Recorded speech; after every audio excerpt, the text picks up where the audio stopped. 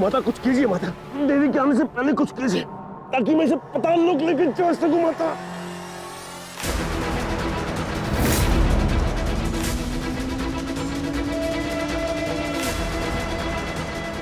शुंभ, तुम्हें देवी के प्रकोप से बचाने के लिए मुझे निशुंभ की आहुति देनी ही होगी।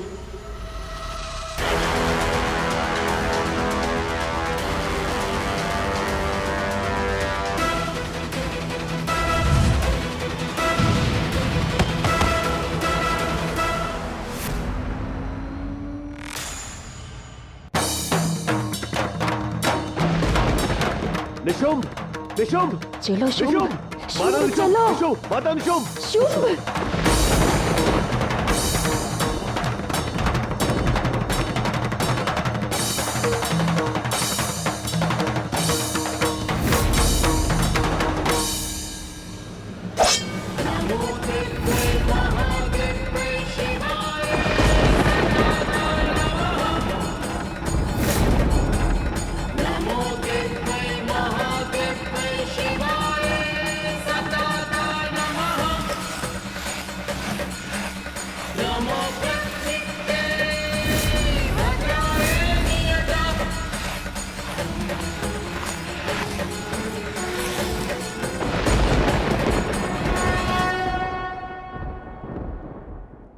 प्रभु, देवी द्वारा कैलाश में ऐसा कौन सा दैव्य प्रसंग घटित होने वाला है?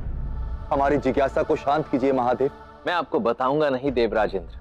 मैं उस विहंगम दृश्य का आप सबको साक्षी बनाना चाहता हूं जो शीघ्र ही आने वाला है।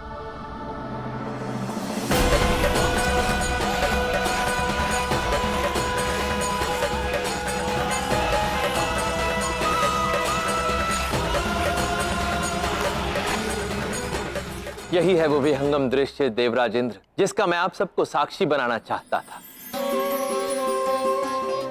निशुंभ ने एक स्त्री का अपमान किया है और इसका उत्तर देते हुए देवी ने अपनी समस्त ऊर्जा कोश को चरम पर ले जाते हुए कौशिकी रूप धारण किया है। ये प्रसंग केवल देवी कौशिकी द्वारा निशुंभ के संहार मात्र के लिए ही स्मरण नहीं रखा जाएगा, अपितु इस प्रसंग को संसार इसलिए भी स्मरण रखेगा जब कोई व्यक्ति किसी स्त्री का अपमान करता है तो उसका परिणाम क्या होता है।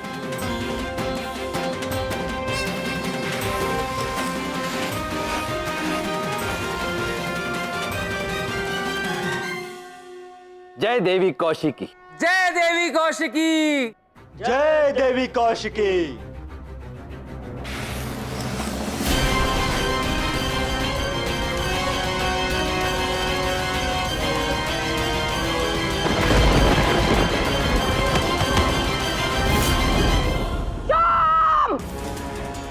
मैं जानती हूँ कि तुम दोनों इतने समय से मुझसे छिप रहे हो, और मैं ये भी जानती हूँ कि निशुंभ पर जो मैंने इतने सारे प्रहार किए वो तुम दोनों ने स्वयं अपनी आंखों से देखा है। और अब मैं चाहती हूँ कि तुम दोनों ये जान लो कि निशुंभ पर मेरा अंतिम प्रहार अभी शेष है, और यही इसके जीवन की अंतिम घड़ी है।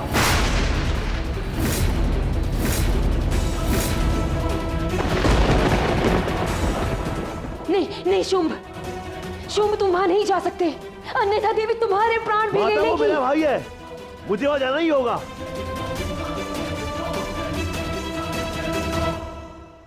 देवी इस दुष्ट का वध क्यों नहीं कर रही प्रभु? अब किसकी प्रतीक्षा है उन्हें? शुंभ की।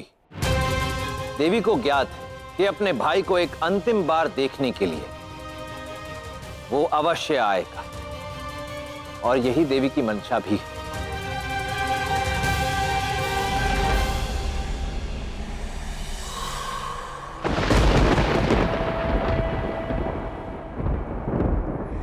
तुझे जीवन दान चाहिए ना, तो जा, ये तेरा अंतिम अवसर है।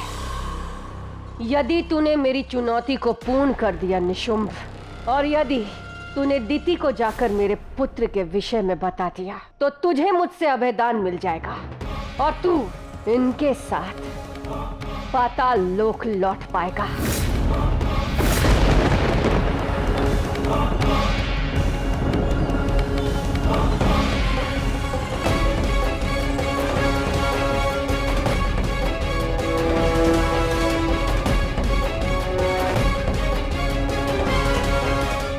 ये क्या? देवी निशुंभ को नहीं मारी, ये तो हमारी ओर ही आ रहा है।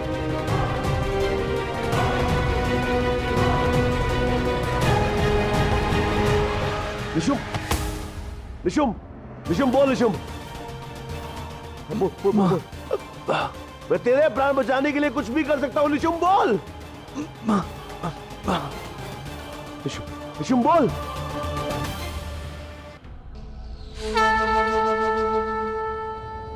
निशुंभ, निशुंभ, निशुंभ नहीं, निशुंभ तो ऐसा नहीं कर सकता।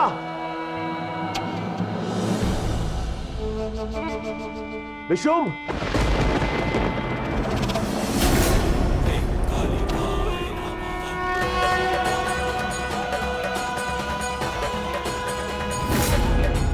निशुंभ तू ऐसा नहीं कर सकता।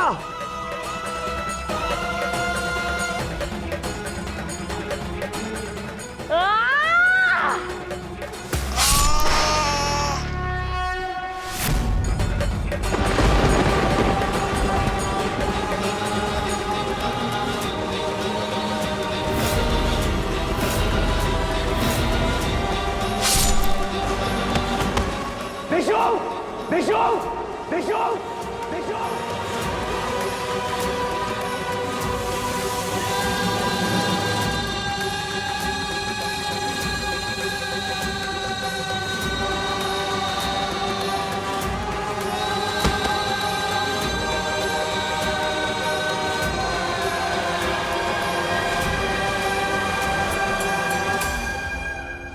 चिंता मत करो शुंभ,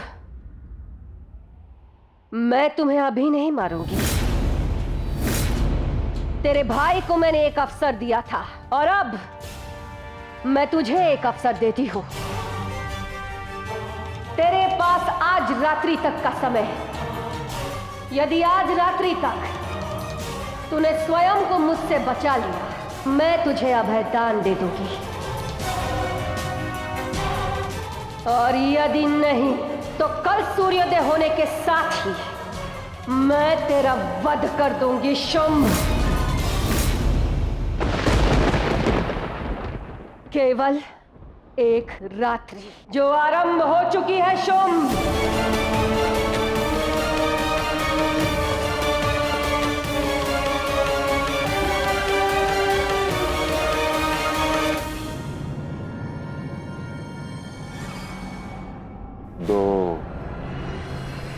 केवल 2 प्रहर शेष है सूर्य उदय होने में,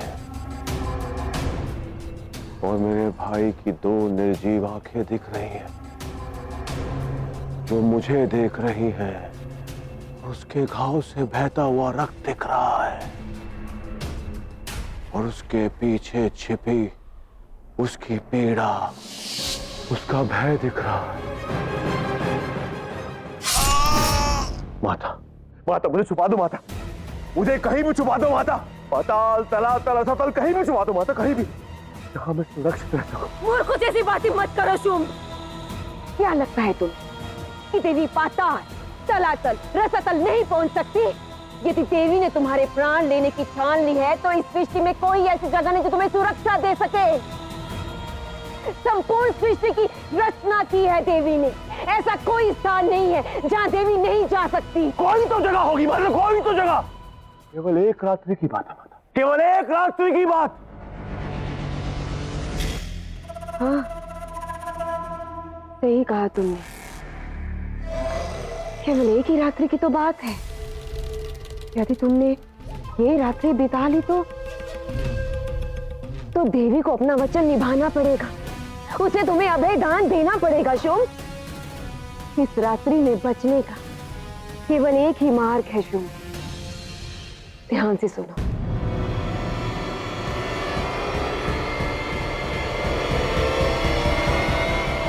बुद्धि भ्रष्ट हो गई आपकी माता। इससे अच्छा होगा कि मैं अपने प्राण खुद ले लूं। मैं ऐसा कदापि नहीं करूंगा। तो ठीक है, तुम्हें जो करना है करो। यदि तुमने मेरी बात मान ली तो तुम जीवित रहोगे।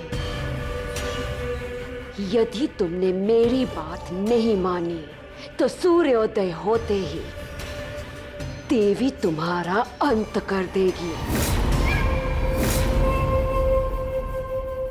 कहां जा रही हैं आप? ताड़कासुर को उसकी साधना से जगाने, क्योंकि जब तक तुम्हें इससे अच्छा उपाय नहीं मिल जाता तुम्हें मेरा ही उपाय मान लेना चाहिए। अन्यथा कल का सूर्योदय तुम्हारा अंत लेकर आएगा। फिर उसके पश्चात असुर सेना के नेतृत्व के लिए मुझे पुनः ताड़कासुर की आवश्यकता पड़ेगी।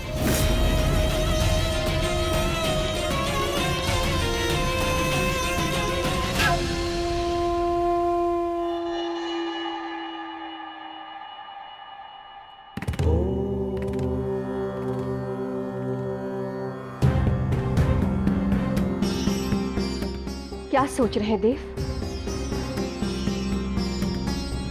आज रात्रि में जो घटना घटित होने वाली है उसी के विषय में सोच रहा हूं। और एक प्रश्न है जो मेरे मस्तिष्क में कौंध रहा है। देवी से उसका उत्तर भी जानना चाहता हूं। शुंभ को एक रात्रि की समयावधि देने के पीछे देवी की क्या मंशा है, यह समझने का प्रयास कर रहा हूं। क्योंकि शुंभ के कुकृत्यों को देखते हुए, उसके पापों को देखते हुए उसे इस प्रकार एक रात्रि की समयावधि देकर यूं अभय दान देने का अवसर देना क्या उचित है? मैं जानती हूं देव, शुंभ ने जो पाप किया है वो इस अवसर और एक रात्रि के समय अवधि के योग्य नहीं है। परंतु मैंने उसे ये समय अवधि 2 कारणों से दी है। पहला कारण ये कि मैं वो पहली स्त्री नहीं जिसके मान, जिसके गरिमा पर शुंभ ने अपनी मलिन दृष्टि डाली हो। अपनी वासना के कारण उसने उन स्त्रियों के जीवन को नरक बना दिया है। उस पापी की लालसा के कारण उन्होंने अपना सर्वस्व खो दिया देव। और शुंभ की मृत्यु से मैं उन स्त्रियों को न्याय दिलाना चाहती हूँ। उसकी मृत्यु द्वारा उनकी अस्मिता और गौरव की जीत होगी। शुंभ की मृत्यु की साक्षी बनाकर मैं उन्हें आत्मिक सुख देना चाहती हूँ देव, जिसके लिए मुझे कुछ समय चाहिए। और दूसरा कारण? दूसरा कारण तो पहले कारण से भी महत्वपूर्ण है देव। मैंने दिति और शुंभ को यहां इसलिए बुलाया था ताकि वो अपनी आंखों से निशुंभ का अंत देख सके।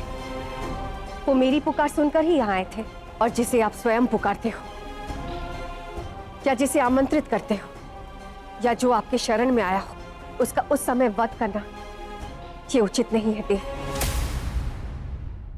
अभी रात्रि समाप्त होने में 2 प्रहर शेष है, और मैं आपको सुनिश्चित करती हूँ देव कि सूर्योदय होने से पहले शुंभ को अपने सभी पापों का दंड उसकी मृत्यु से प्राप्त होगा। माता, मैं असुर सेनापति शुंभ आपके शरण में आया हूं। दया करे देवी, दया करे और मुझे अपने शरण में लेने की कृपा करे माता। क्या शुंभ के इतना कुछ करने के बाद भी आपने उसे कैलाश में शरण लेने का सुझाव क्यों दिया माता? क्योंकि शुंभ को देवी से बचाने का इससे अधिक सुरक्षित उपाय कोई और हो भी नहीं सकता था। क्योंकि ये बात तो तुम भी जानते हो ताड़कासुर, कि इस सृष्टि में कोई भी ऐसा स्थान नहीं है जो देवी से छिपा हो। शुंभ चाहे कहीं भी जाकर छिप जाता, देवी सूर्योदय के पहले उससे खोज ही लेती। वैसे भी देवी तो स्वयं धर्म ध्वजा की रक्षक है। अपनी शरण में आए शरणार्थी का वध वो कर ही नहीं सकती, क्योंकि ये नीति संगत नहीं होगा। कम से कम इस प्रकार शुंभ देवी के प्रकोप से तो बच जाएगा। किंतु माता, तुम्हें समझ नहीं आ रहा ताड़कासुर? शुंभ जैसे खोटे सिक्के को खरा बनाने के लिए मेरे पास कोई और मार्ग नहीं था। यदि देवी शुंभ को मार देती है तो ये सब तो वैसे ही समाप्त हो जाएगा, किंतु यदि कोई चमत्कार हो गया, यदि शुंभ देवी के हाथों से मरने से बच गया, यदि उसे देवी से अभयदान प्राप्त हो गया तो उसका ये जीवन मेरा आभारी होगा और मेरे आभार के भार तले दबकर शुंभ को आजीवन वही करना पड़ेगा जैसा मैं उससे करने को कहूंगी। सही कहा, किंतु प्रश्न यह है माता कि क्या महादेव और देवी शुंभ को अपनी शरण में लेंगे? इसका इतना दुस्साहस कि कैलाश पर शरण की याचना लेकर आए। पार्वती, यह शरण की याचना नहीं है, तुम्हारे साथ छल कर रहा है। मैं इसे कभी भी सफल नहीं होने दूंगा। मैं इसे अभी इसी समय कैलाश से निकाल रहा हूं। रुक जाइए देव, ये चाल शुंभ की नहीं, दीति की है। उसी ने ये खेल रचा है। दीति जानती है कि हम धर्म पर्यंत हैं और जो भी हमारे कैलाश में शरणार्थी बनकर आता है उसका वध करना नीति के विरुद्ध है। वो ये भी जानती है इस पूरे ब्रह्मांड में केवल एक ही स्थान है, कैलाश, जहां पर जो भी व्यक्ति आता है वो कभी भी खाली हाथ नहीं लौटता। यदि आपने और मैंने शुंभ को कैलाश में शरण नहीं दी तो कैलाश की गरिमा भंग हो जाएगी देव, और कैलाश की स्वामिनी होने के नाते मैं ऐसा कदापि होने नहीं दूंगी। तो अब आप क्या करेंगी देवी? अब मैं वही करूंगी जो दीति मुझसे करवाना चाहती है। मैं शुंभ को कैलाश में शरण दूंगी।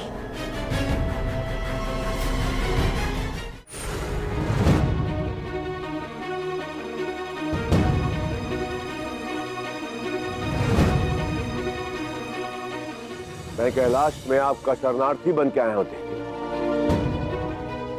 और मैंने सुना है कि जो भी व्यक्ति शरण की याचना लेकर कैलाश में आता है उसे शरण अवश्य मिलती है, फिर चाहे वो कोई मनुष्य, कोई देवता या फिर कोई असुर हो। तेरे पास आज रात्रि तक का समय है। यदि आज रात्रि तक तूने स्वयं को मुझसे बचा लिया तो मैं तुझे अभयदान दे दूंगी, और यदि नहीं तो कल सूर्योदय होने के साथ ही मैं तेरा वध कर दूंगी शुंभ। मुझ पर दया करो देवी, दया करो और मुझे अपने शरण में ले लो। अधिक नहीं तो केवल एक रात्रि के लिए मुझे अपने शरण में ले लो, अपना शरणार्थी बना लो। कल सूर्य की पहली किरण होते ही मैं यहां से लौट जाऊंगा।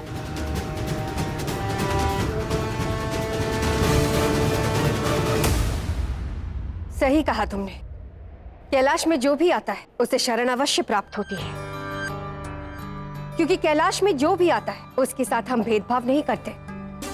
जैसा कि अभी तुमने कहा, केवल एक रात्रि के लिए तुम्हें यहां शरण प्राप्त हो सकती है, किंतु एक परिस्थिति में शुंभ, तुम यहां कैलाश में नहीं बल्कि इंद्रलोक के राजभवन में रहोगे। और हाँ, यदि इस रात्रि किसी भी कारणवश तुम इस भवन से बाहर आए तो तुम्हारी शरणार्थी संपूर्ण मानी जाएगी और तुम शरणार्थी नहीं कहलाओगे। स्वीकार है मुझे माता, स्वीकार है मुझे। भवन कहाँ है मुझे बताइए। नंदी। जी माता। नंदी, जाओ हमारे शरणार्थी शुंभ को इंद्रलोक के राजभवन में लेकर जाओ। आज की रात्रि शुंभ का शरण स्थल वही होगा।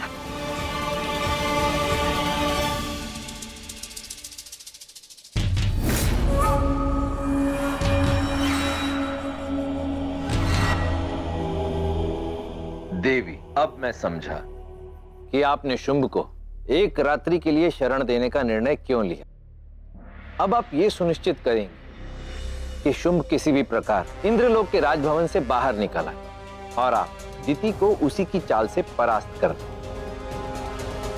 हाँ देव, आज की रात शुंभ के काल की रात्रि होगी और उसका अंत करने के लिए आज मैं काल रात्रि का स्वरूप धारण करूंगी।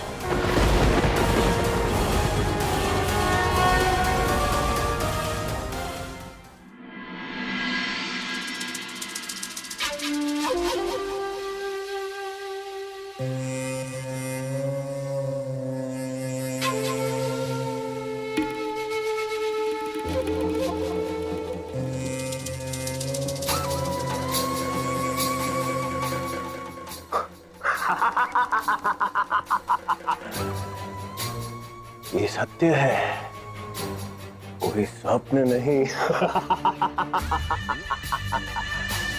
मैं सच में इंद्रलोक के राजभवन में हूँ।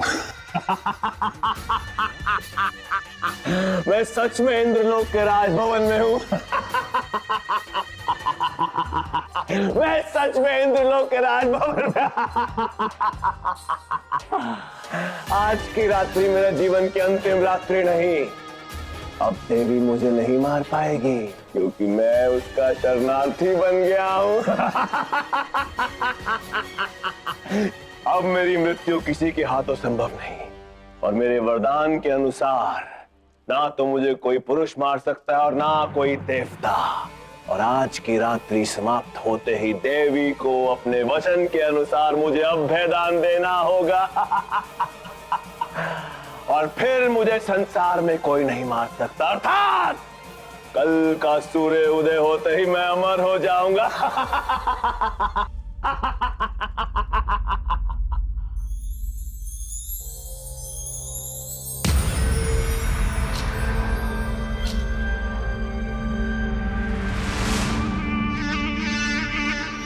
ये सुगंध कैसी है?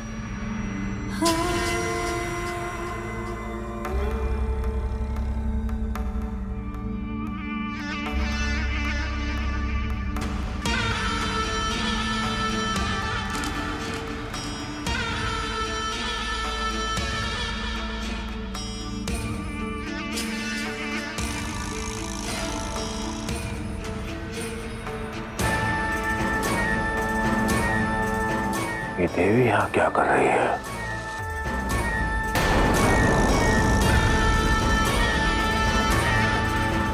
तुम यही सोच रहे हो ना कि मैं यहाँ क्या कर रही हूँ?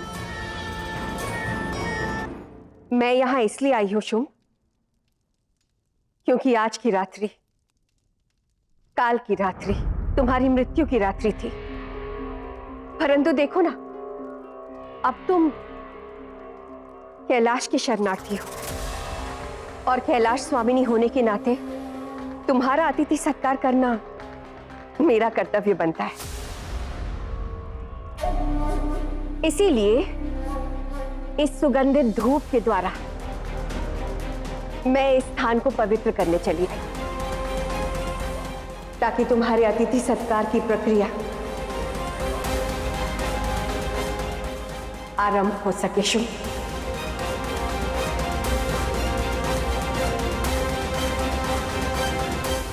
सत्कार नहीं, संहार की मंशा से देवी यहाँ आई है। देवी तो मुझे मारना चाहती है। नहीं नहीं देवी, आप क्यों कष्ट लेती हैं? इस अतिथि सत्कार की कोई आवश्यकता नहीं। और वैसे भी मैं यहाँ की सभी वस्तुओं से संतुष्ट हूँ और केवल एक रात्रि की ही तो बात है। निसंदेह शुंभ, एक रात्रि की ही बात है। भले ही तुम अतिथि सत्कार नहीं चाहते, परंतु मैं तो अपना कर्म करूंगी ना।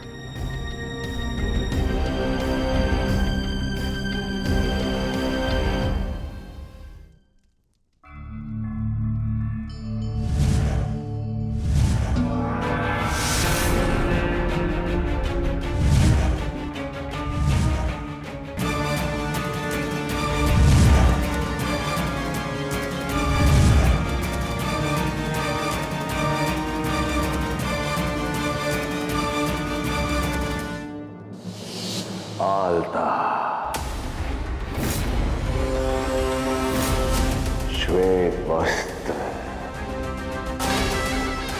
पार्वती इन वस्तुओं में अलंकृत होकर मेरे सामने सुंदर स्वरूप में सज धज कर आए।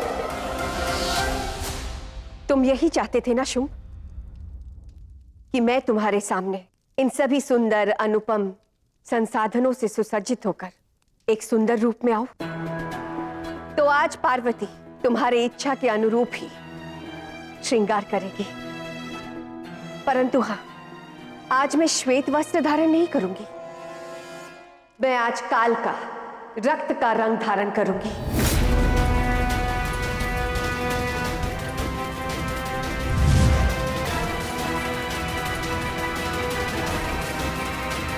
शीघ्र ही तुम स्वयं इस राजभवन से बाहर आओगे शुंभ, और जब तुम आओगे तब मैं तुम्हें एक ऐसी मृत्यु दूंगी जिसे संसार युगों युगों तक स्मरण करेगा।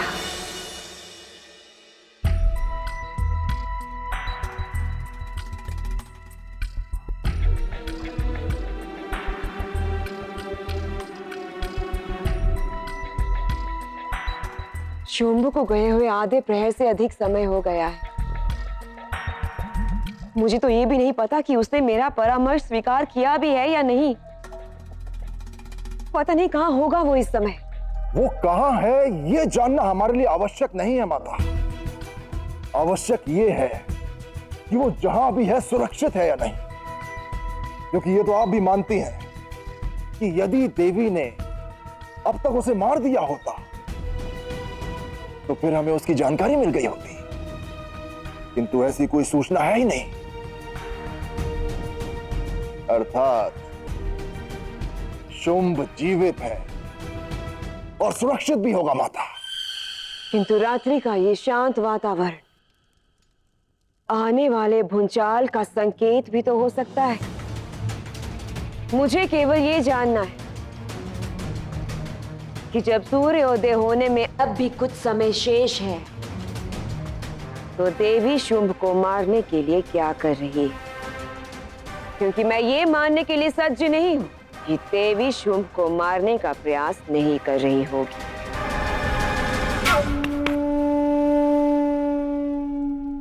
जाओ और जाकर पता लगाओ कि कैलाश पर क्या हो रहा है। पता लगाओ कि शुंभ वहां पहुंचा या नहीं। और हाँ, सबसे महत्वपूर्ण बात, पता लगाओ कि देवी क्या कर रही है।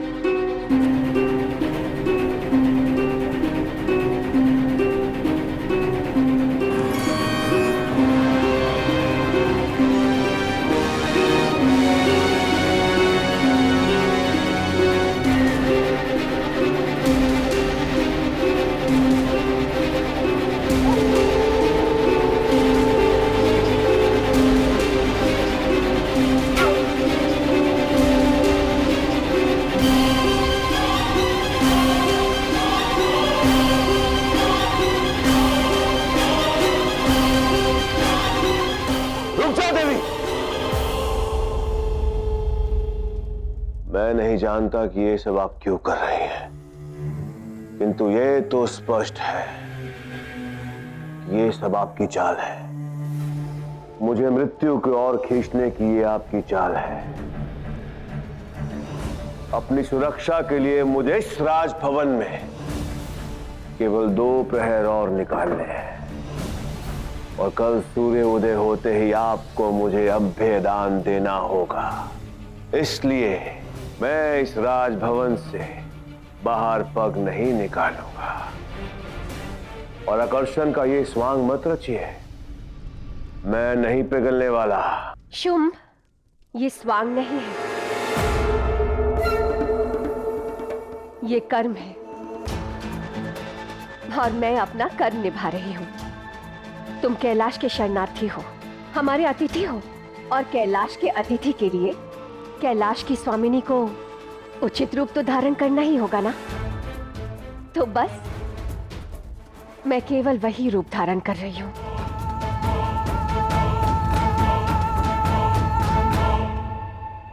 ये सब क्या हो रहा है महादेव? मुझे कुछ समझ नहीं आ रहा है। पहले तो देवी ने शुंभ को मारा नहीं और फिर उसे शरण दी, और अब उसके अतिथि सत्कार का प्रबंध कर रही। ये क्या हो रहा है प्रभु? मैं आपको वही बताऊंगा इंद्रदेव जो देवी ने मुझे बताया।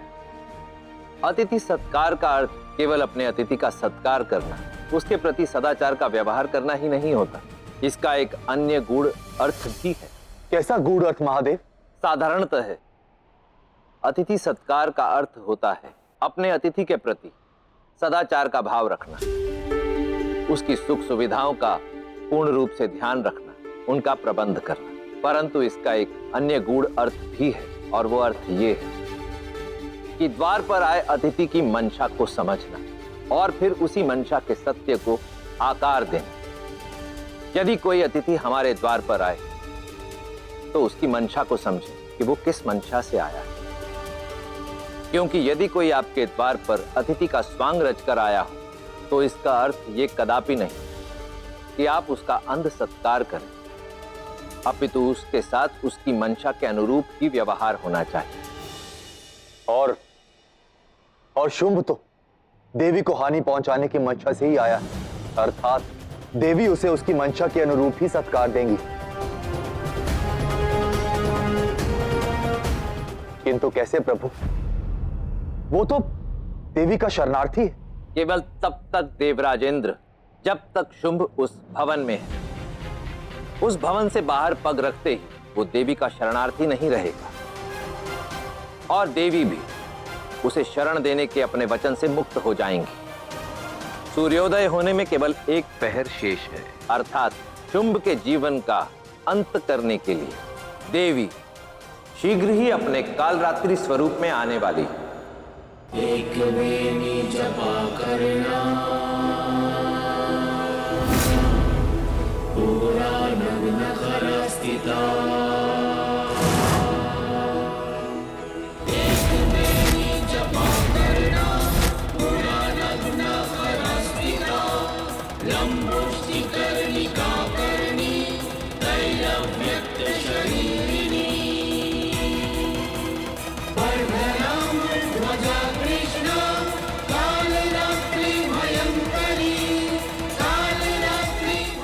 जय देवी कालरात्रि।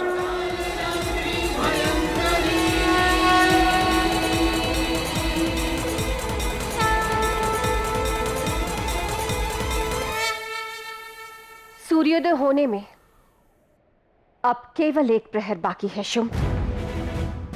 इसलिए मेरे विचार से तुम्हारे अतिथि सत्कार के पीछे का मूल उद्देश्य समझाने का समय आ गया है।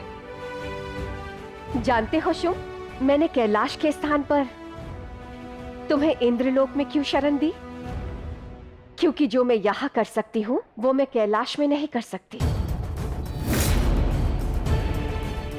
मान गए तुम्हारे दुस्साहस को शुंभ। मुझसे अपनी जान बचाने के लिए तुमने मेरी ही शरण में आने का निश्चय किया। तुम तो एक सच्चे योद्धा हो शुंभ। मुझसे अपनी जान बचाने के लिए तुमने बल का नहीं अपितु बुद्धि का प्रयोग किया। नहीं देवी नहीं, मैं तुम्हारी मधुर बातों की जाल में नहीं फंसूंगा। मुझे अच्छी तरह याद है कि आपने मेरे भाई निशुंभ को मारने के लिए कौशिकी का रूप धारण किया था, और आज आपने ये रूप मुझे इस राजभवन से बाहर निकालने के लिए किया है, ताकि मेरे बाहर आते ही आप मुझे मार सको। किंतु मैं आपके छल में नहीं आऊंगा देवी। मैं इस राजभवन से बाहर नहीं आऊंगा। मैं आपके छल में नहीं आऊंगा देवी।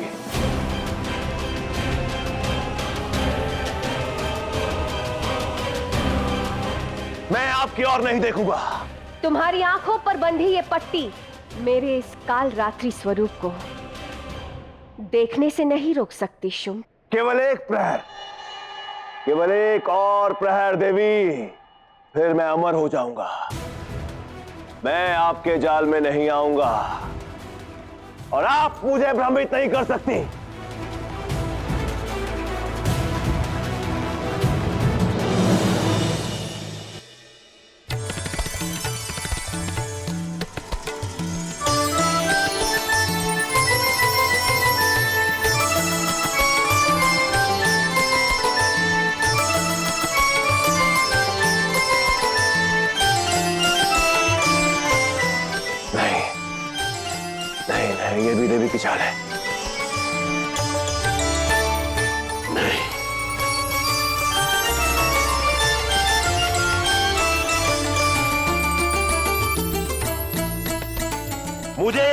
ध्वनि नहीं सुननी,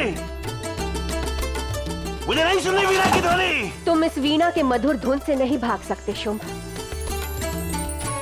इसकी ये धुन तुम्हें आंखें खोलने पर विवश कर देंगी और तुम मेरे पास खींचे चले आओगे अपने काल की ओर।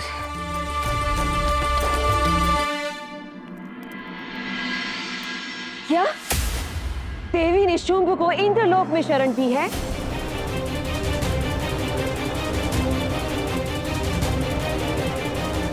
देवी की इस चाल के पीछे अवश्य ही कोई कारण होगा, क्योंकि यदि देवी शुंभ को मारना चाहती तो वो इतनी सरलता से शुंभ को अपनी शरण में नहीं लेती। देवी ने एक स्थिति भी रखी है माता, जिसे शुंभ ने स्वीकार किया है, जिसके अनुसार यदि वो सूर्योदय से पूर्व इंद्रलोक के राजभवन से बाहर आए तो उनकी शरण अवधि पूर्ण मानी जाएगी। अर्थात देवी ये सुनिश्चित अवश्य करेगी कि सूर्योदय के पूर्व शुंभ राजभवन के बाहर आ जाए और फिर देवी उसका अंत कर देगी।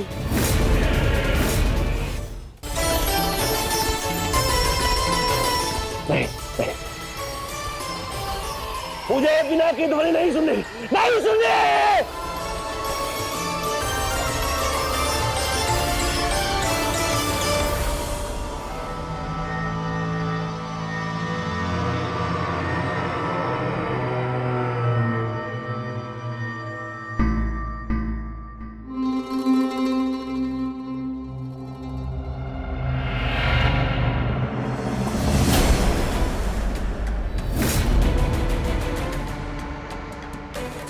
तुम तो कोई माया हो, देवी तो राजभवन के बाहर है, तुम अवश्य कोई माया हो। ये समूची सृष्टि माया ही तो है शुंभ। तुम भी एक माया का ही रूप हो। तुम्हारे मन में मुझे पाने की लालसा भी मोह की ही माया है। ये तो हम पर निर्भर करता है कि हम किसे माया की तरह देखें और किसे सत्य की तरह देखें। सूर्योदय होने में अब कुछ ही क्षण शेष है। यदि तुम अभयदान के साथ पाताल लोक पे भी पहुंच जाते हो तो मुझसे युद्ध करने की चुनौती तो तुम वैसे ही हार जाओगे, क्योंकि तुमने न केवल अपनी हार स्वीकार की है, अपितु एक दुर्बल और भयभीत व्यक्ति की तरह मेरी शरण में भी आए। इसलिए अब तुम मुझे कभी नहीं पा सकते शुंभ। तुम ये युद्ध अपना मान और मुझे हार गए हो शुंभ। मैं नहीं हार सकता, और वैसे भी हम दोनों रणभूमि में एक दूसरे के सामने कभी नहीं आए, तो फिर मैं कैसे हार सकता हूं? मैं कभी नहीं हार सकता, कभी नहीं। स्वयं को सांत्वना देने के लिए तुम चाहे जितने भी तर्क क्यों ना कर लो, परंतु सत्य ये है कि तुम मुझे कभी नहीं पा सकते, क्योंकि शक्ति शिव की थी, है और सदैव रहेगी। कल का सूर्य उदय होने के साथ मैं तुम्हें पाताल लोक लेकर जाऊंगा, अपने साथ लेकर जाऊंगा।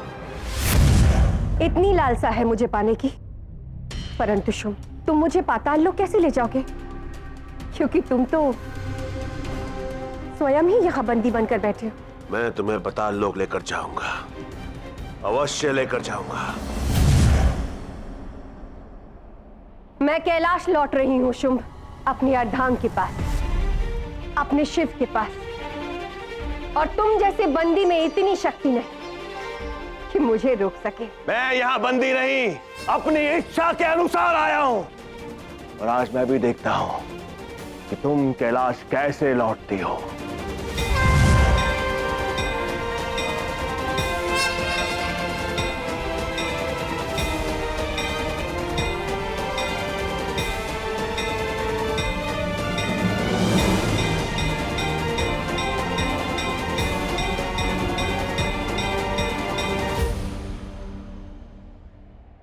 महादेव, सूर्योदय होने में केवल एक पहर शेष है।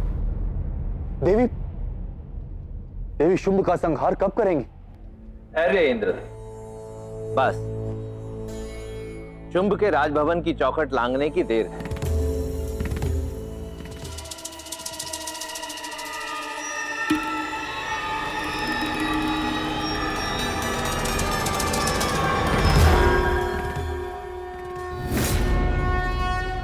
राजभवन से बाहर आ चुके हो शुंभ।